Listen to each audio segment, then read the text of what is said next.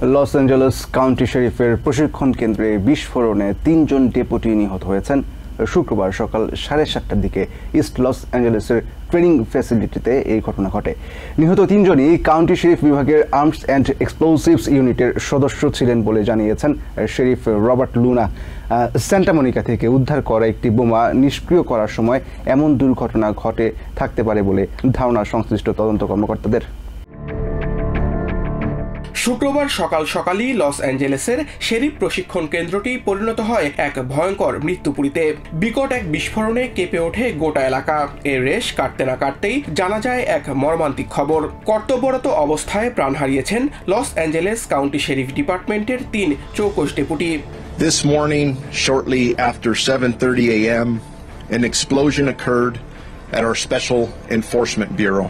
ঘটনার পর এক সংবাদ সম্মেলনে Los Angeles sheriff Robert Luna জানান, বিস্কিলু সেন্টার ট্রেনিং একাডেমিতে ঘটে যাওয়া দুর্ঘটনায় শোকস্তব্ধ পুরো ডিপার্টমেন্ট ও স্থানীয় সম্প্রদায়। This is unfortunately the largest loss of life for us as the LA County Sheriff's Department since 1857.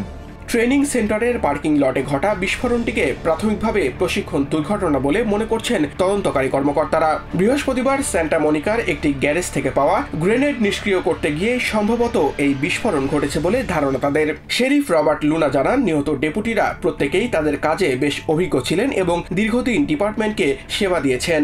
At this time, we do not know the cause of the explosion. However, the specific area has been closed off due to the ongoing investigation. We believe there is no threat to this community.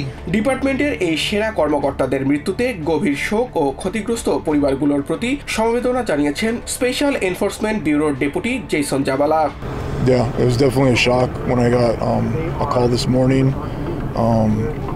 You like to think that you get used to it, but you definitely don't, especially when you lose people that you've known for years.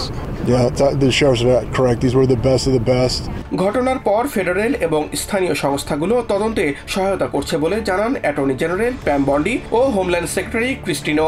Loss অ্যাঞ্জেলেসের mayor Karen Bass ও এলএপিডির প্রধান Jim ম্যাকডনেলও এই ঘটনায় গভীর সমবেদনা জানিয়ে সহায়তার হাত বাড়িয়েছেন। একই সাথে পূর্ণ রাষ্ট্রীয় সহায়তার প্রস্তাব দিয়েছেন ক্যালিফোর্নিয়ার governor Gavin Newsom. Samiul Bari Shihab, TVN 24 news desk.